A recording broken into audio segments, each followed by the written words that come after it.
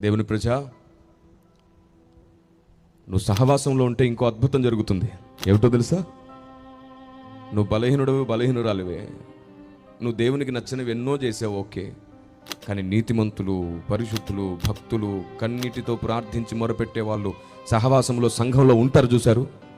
వారు మీరు కలిసి సహవాసంలో ఉండడం వల్ల వారిని బట్టి మీకు కూడా దయ కలుగుతుంది, వారిని బట్టి మీకు కృప కలుగుతుంది. ఒకరిని బట్టి ఒకరికి దేవుడు దయ చూపించి కనికరిస్తాడు. అబ్రహామును బట్టి లోతును కనికరించినట్లు స్తోత్రం కలుగును గాక. ఒకరిని బట్టి ఒకరు, ఒకరి కొరకు ఒకరు సహవాసం ఉండడం అంత బలం. దుప్పటి పరవాల్సి వస్తే అందరికీ సమానంగా వచ్చేస్తుంది. అప్పుడు మన మధ్యలో దేవునికి చాలా నచ్చిన వాళ్ళు ఉన్నారు, ఆయన దుప్పటి పరవాల్సి వస్తే వారితో పాటు మనకు కూడా వచ్చేస్తుంది.